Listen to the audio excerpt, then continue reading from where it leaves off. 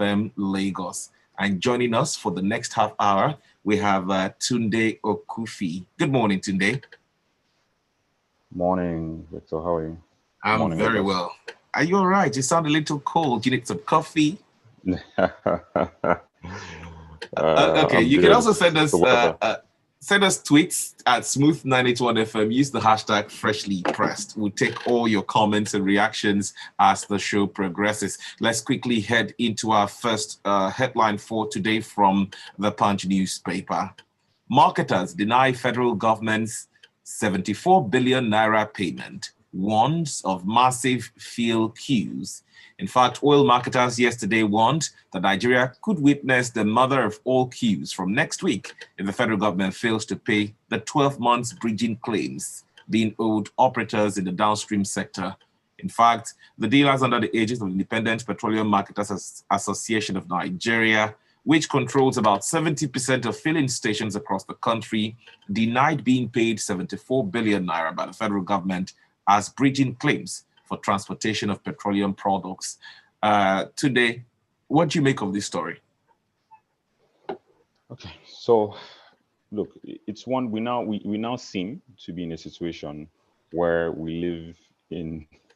There's no other way to say it, but in, let me not say fear, but apprehension of an imminent fuel scarcity. Every other week there is some claim or that, that there will be queues or that the fuel scarcity. The last iteration of this was when rumors went around, okay, they're about to adjust the pump price of fuel, and you know what happens where markets start to hold the product. Now you do it's not for so it seems we're losing quality. Different claims. I've heard a month. Oh my goodness. Well, Tunde, we cannot hear you very clearly. Under dispute in this story. You hear? Yes, but it's distorted. We're losing quality. It's still the same. Okay, we can hear you now. Just hold on. Can you hear me now? Yes, clearly. Okay. Just going to...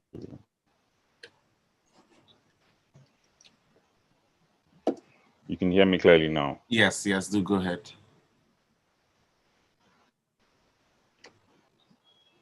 Okay, do go ahead. Cool. All right. So I said that there are there are multiple claims. Some say it's 8 months that they've been owed. Say it's 12 months. Even the figures vary. There's 74 billion being described here. There's also 500 billion also as one of the issues that has been put. So the question is, so what exactly is being owed? Bridging claims, obviously, what is paid to oil marketers for the cost of taking the products from the depot to the fuel stations, right? To me, things it's focusing on the matter itself, right? If these things, if we say like we do that, we make a provision for subsidy. Obviously, this is part of the subsidy payments. Then the money should be disbursed so the products can be available if that's what we find ourselves. But the truth is, why are we here? And why do we find ourselves here? Why are we still so beholden to this? I don't want to describe it as probably not the efficient way to transport forward. Also reliant on truckers, right, to move around. Okay, this is not. It's not. Why don't we have why aren't we more reliant on pipelines, for instance?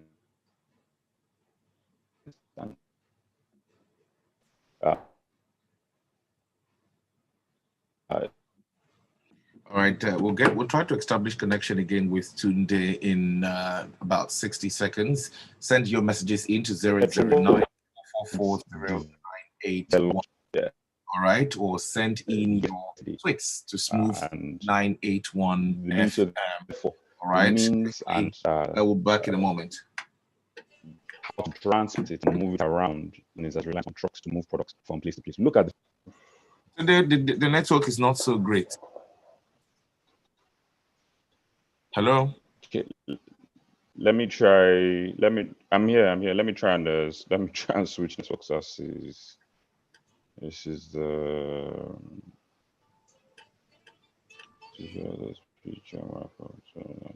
Hold on. Let me turn this one off and try this guy.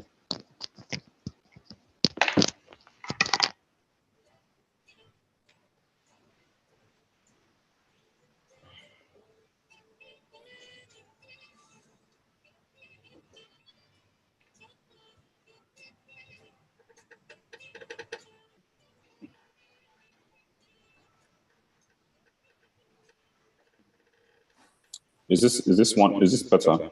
Yes. All right, thank you very much for staying with us. Tunde Okufi still with us this morning for Freshly Pressed, and we're looking at some of the big stories this morning from the Punch newspaper. Marketers deny federal government's 74 billion naira payment and says the mother of all field queues will resurface next week. Perhaps next week. Tunde, you were saying? Yes, I was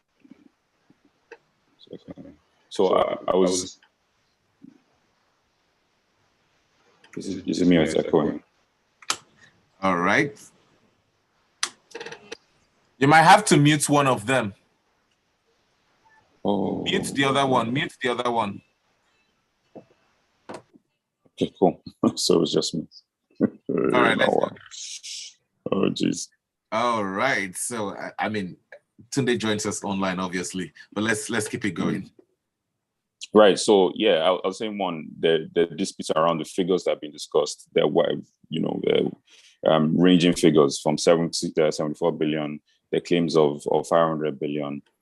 If we don't resolve it, it almost is like this is what we're going to have to. It seems like this is what we'll be having to deal with until 2023, until post elections. It seems everyone's focus has sort of shifted, and there isn't much attention, for lack of a better word, to kind of things that keep the sort of government moving. There are many issues at play here. One of the ones I've said is we need to look for a more efficient way to transport PMS. We shouldn't be so reliant on trucks. We can think of pipelines.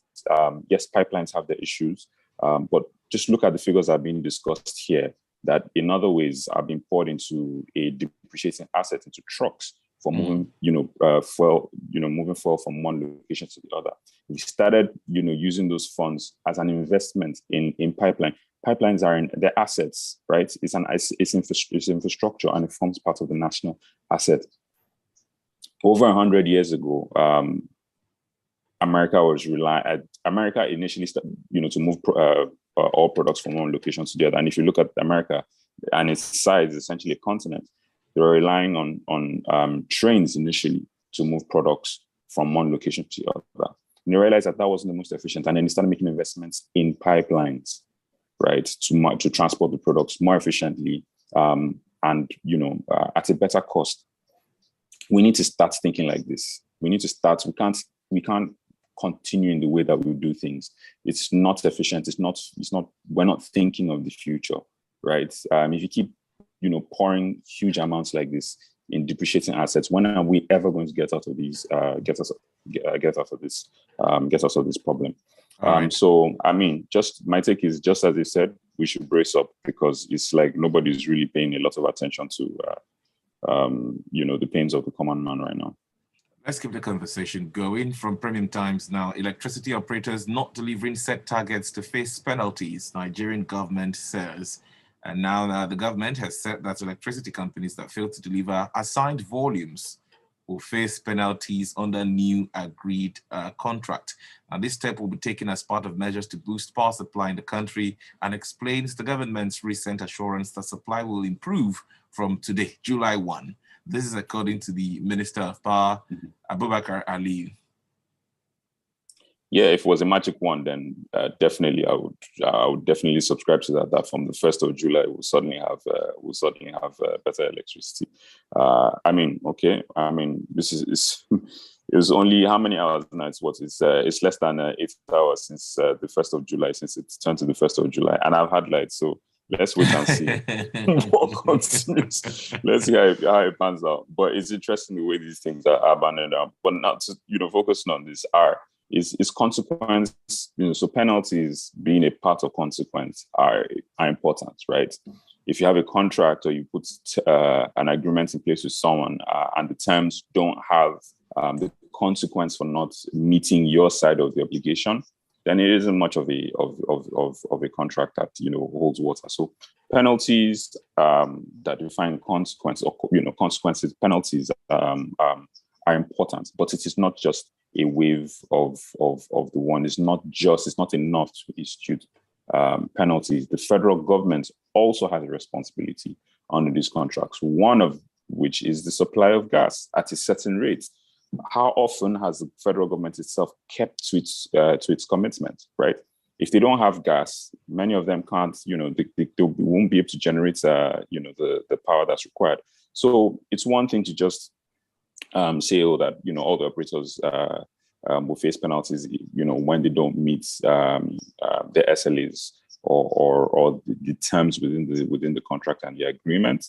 But also the federal government needs and has habitually and has been decried a lot by lots of the operators, hasn't kept its part of the bargain. So to me, it's not a magic wand. It's not something you can just suddenly wish into place. If it was that, we would have wished a stable power supply into existence much sooner than the 1st of July 2022. But it is where we find ourselves. It's a collective, clearly it's a collective effort. I hope that, with the introduction of these penalties, obviously, then it will force the generating companies, the DISCOs, the transmission company of Nigeria, to pay a lot more attention to what it is that, the terms and what it is that is expected of them. And if they know that they can't meet it, then they start to, raise those issues now. So Nigerians know. But the truth is, I think we've gotten to a place where Nigerians want to see results. We want to see the results, right? So the proof is the proof is in the eating, right? So let us see the results, and we'll take it from there. Okay, going to Daily Post now. Daily ballot box snatchers risk 20 years imprisonment. Now the House of Reps have passed the bill for second reading to establish Election Offences Tribunal. And recall last year, the Senate passed the bill and transmitted it to the House for concurrence. So going forward, ballot box snatchers might get up to 20 years in prison.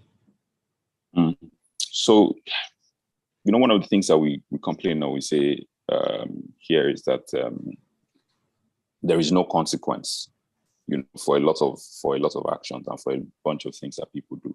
And that's, in fact, they're saying that the truth is, corruption stems out of a lack of consequence, right? And impunity, because you can do whatever it is you want and get away with it. So from that perspective, the introduction of, punitive penalties, the introduction of penalties, and in this instance, prison term for people who disrupt a peaceful or the proper electoral process. In this instance, snatching ballot boxes is good, right?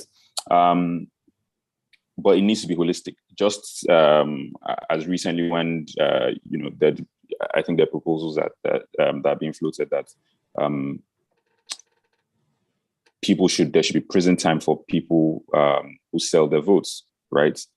There should also, on the flip side, be prison time for those who buy the votes. So there needs to be a balance. It should be holistic. I dare say that probably that ballot box snatching is not even as prevalent as it used to be. Those images of ballot box snatching obviously are what stay in mind. But I think the game has even evolved, way beyond that. Intimidation also and threats of violence there's so many things. It needs to be holistic. So it can't just come down to ballot box snatching. But I mean, it's a good first step. It's a step in the right direction. Hopefully it's a law that is applied properly and not used to victimize and used to oppress opposition parties as well. Well, still staying with the National Assembly, from the Vanguard, bill to exempt National Assembly from contributory pension scheme passes second reading. The National Assembly will be excluded from the contributory pension scheme should a bill to amend the Pension Reform Act 2014 to exempt its personnel and establish the National Assembly Service Pensions Board be passed into law eventually. In fact, when I saw this, I was like, what is going on? Why are we exempting them from contributory pensions? And now, looking at it, feels like they want to establish their own National Assembly Service Pensions Board. Is that any different from the pension scheme that we have existing? Yes, it is significantly different. Yeah, it is. It's significantly different what they're proposing and what they're asking to do, and it is, for lack of a word, it's just disappointing, right? The National Assembly in both houses seem more interested in passing laws that that take care of them, for lack of a better word. What's the track record of bills and laws, that have been pushed to really focus on the welfare of Nigerians? There just seems to be, it always seems that, it's clearly that they prioritize themselves. And what are they proposing to do here? There is, put into law that is, contributory pension scheme that's managed by, pension funds, it's private pension funds. So you and I, deductions are made to our pay. And you choose a PFA, it goes to a pension fund administrator, and they administer your pension. They're floating a bill wanting to exempt themselves from that. Maybe and it has implications on many different levels. One, it's probably one step towards making it obfuscating their income, a bit more, what it is that they earn. That's one level. Secondly, they're proposing that their pensions be paid directly from, they say, and I'm quoting, there shall be their pensions, they shall be charged on and paid out of the Consolidated Revenue Fund of the Federation, right? So it's essentially what that means is that, whatever the revenue, whatever income, in essence, the federal government earns, right, that their pension should be taken, from that revenue, almost, for lack of a better word, taken from source or from the tap. While the rest of us, if you've put things in place and you put laws in place around pensions, and you live in the country and you're a lawmaker of the country, you should use it. They should stop creating this two-tier system, right? And the difference between, I'm clearly showing that there's a difference between us and them, the political class and the rest of us, right? The existing, pension laws are for all Nigerians. If they feel it's not good enough, they should make amendments that are for the good of all, as opposed to separating themselves and setting it up in this manner. To me, in my opinion, it's just disappointing. All right. Let's get over to the WhatsApp platform to read some of your messages there. We have this one in from Olumide. On the third item, which is what we just touched on, the two stories before this. So it's talking about ballot box snatching. How can Nigerians beg INEC not to depend only on paper balloting? We can adopt that comfortable means of casting our votes, at least before the election. Yinka Bolu comes in with a lengthy one. When the federal government decides to pay part of the PMS money as subsidy, please, is it like they just say off their heads? Why promise what you don't have at hand? Of course, the bridging fund is part of the pricing template items, which means that the bridging fund lies under the subsidy. So how about we have those monies available before promising it? Good point, Tunde, about we getting an alternative means of products transportation and we not relying solely on trucks. Guess what we already have that in place through what is called PPMC. But as you know, poor maintenance killed it. I'm aware that the government is trying to bring these assets across the geopolitical zones back online, but I think it's not been easy getting investors because they want the investors to take it over and pay to fix it. Then I'll pray for a while before handing over who has a kind of money lying around. So anyway, even if we end up fixing these pipelines and tables, we still need to go back and punish those that are on the watch, those who watch these things, basically. Thank you very much, Yinka Bolu. Idima Puza from Surulere says, why do we love fire brigade approach for everything in Nigeria? INEC has just extended PVC registration for another 2 months, but people will wait until 1 week to expiration before jam-packing every PVC registration centers to get to register. Why are we like that? It's a question for everyone listening. We take it back to the stories again. And this time around, we look at a story from the Punch newspaper. Kaduna community pays bandits 400 million naira to stop attacks. Tunde. It's just, look, what I wanted. And these are farmers, just to put, things in proper just to put in perspective. Yeah. So one of the cardinal responsibilities of any government is to obviously defend the sovereignty of the nation. So you defend the borders, but then you have to be able to defend life and property. It's like on so many different levels. The Nigerian has to take care of himself, right? So even security is now where, we're a government unto ourselves where, just look at the previous stories where you have to provide your own power. It's now devolved in a situation where you have to provide your own security. Now, if this amount of money can be extracted from a farming community, right? Funds that would have obviously gone into the development of their community is being pulled out just so that they can, be allowed to go about their normal, their livelihood for them to, go about their livelihood. It's very sad. It's sad on many levels, and it's a missed opportunity for the government in and of itself, right? It also means that if, they're able to contribute 400 million, let's even say the figures are accurate, under a cloud of insecurity. So imagine if there was a conducive environment for them to, go about their activities, for them to farm and produce as they should. It's a missed opportunity for the government because we talk about food inflation today, we talk about food insecurity.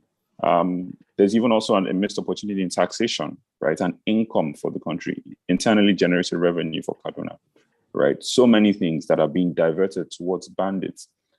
And you can't blame people for doing what it is that they're required to survive. But the unfortunate thing is that they're funding, banditry only a bit more because it's a business in and of itself. It's lucrative and they can use it to continue to purchase arms that they continue to use to terrorize the community. But you see things like this when there's a failure of government. It's essentially what this is saying is that in this community, there is no government. So might is right, and the bandits are lords over us, and we must pay them fealty to go about our livelihood. All right. So many questions to ask with regards, farmers paying 400 million naira in Kaduna so they can have access to their farmlands. Quite sad, but let's keep things going because of time. From the Guardian newspaper, Buhari reappoints Patience Oniha as DG DMO. The president has approved renewal of the appointment of Patience Oniha as the Director General of the Debt Management Office for a second term of 5 years. We saw the extension, another second term in office for the CBN governor, another 5 years. INEC chairman, 5 years in office. Patience is also very lucky to get an extended 5 years stay in office. What's your reaction to this? My reaction, when you mention all of those ones, in context of all of those, all I just say is that the presidency isn't in the mood to do any proper appraisal or review anyone's balance scorecard over the period. And if you look at this, he hasn't done any appraisal and it's just This is the first time it will happen. I mean, in Nigeria's history, really, that you see a CBN governor have an extended stay in office for an extra 5 years, making it 10 years in office, whether he's doing well or not. The same thing for the INEC chairman, 10 years in office, and then the debt management office as well, 10 years in office. Yeah. It's how do I say it? The president must have more important things to do than appraise the performance of some of key members of his government. Look, it's clear, and if you just read the statements, it's again reflective of those in the political class living in a different reality. In 2015, I think the external debt stood at about 12 billion. Today, it's over 40 billion. Please tell me where the improvement is in that. Just to help me. There are some. I mean, it's not all bad. There are things where they have. Mentioned amongst the achievements are they've been quite good, which is obviously why the debt has increased. They've been quite good at raising money through bonds, so a specific mention of green bonds and, finance development bonds and all of that. But those things are meant to go towards infrastructure. It's just like the former Minister of Finance said, that we need to borrow to build infrastructure as an investment. But where is infrastructure? The concern is that, or the worry is that we're borrowing and a lot of that money is being misappropriated or stolen. So we're just creating a burden for the future and future generations. So, but I mean, if you just look at the surface of the numbers, what did that debt stand out at 2015 versus where it stands at now? Nobody can say that it's been a stellar performance. Let's take just one more story from this day newspaper. Varsity strike, Labour to embark on one-day national protest. The NLC has declared its intention to organize a one-day nationwide protest within the next 2 weeks to compel the federal government to resolve issues with university workers. It's just sad. It's unfortunate. It's a Nigerian story. So we're going to lose billions of naira if we shut down the economy for a day. Yeah, certain things are just Nigerian stories. So, but would this make the government end the ASU strike? I don't think it will. Has it done so in the past? Well, let's jump over right back into some of the messages before we go. We have FS Mikani saying on the separate pension admin for the National Assembly, finally, I give up on Nigeria. Don't give up too early. Don't give up. Austin from Satellite, snatch ballot box and go to jail. Those that snatched and burned voters' card during the last elections, what happens to them? They always say some things like these to put fear in the opposition parties while they all go doing the same. Ifako, Kunle sends a message. He says, community paid bandits 400 million to avoid being attacked. This shows government has collapsed in that part of the world. Does it mean our president will hear this news and go to bed with eyes closed? Yes, he sleeps with both eyes closed. This is pathetic, an absolute failure of the federal government. Kunle Inifako Bagada sends that message across. Inka Bolu comes in again, 400 million naira to bandits. Who did they pay to? Is it cash or transfer? Who facilitated it? Because there's got to be a middleman. Follow the money trail and kill as many as we can kill. Then please, El Rufai should exempt that community from any form of taxes. Okay. And Gilbert Musa job for him. Yeah, Gilbert Musa from Festac says, on INEC registration for PVC, I'm of the opinion that the sensitization was not adequate since last year. Only lately, people found out if efficient structures are in place, Nigerians will avoid the fire brigade approach. Let us fix the system. JLO says, I think the assessment in the DMO DG is wrong. It's not get the job to decide how much we borrow. It's her, I don't know, you missed some words there. Please help me. I couldn't, just even help you complete that one. But it says, I think the assessment in the DMO DG was wrong. That's what this person says. Yeah, he was referring to maybe talking about borrowing. That is not a rule to determine. I didn't say that. I'm just saying, look at our debt profile. It's quite simple now. Look at our debt profile now versus our debt profile in 2015. And so our job is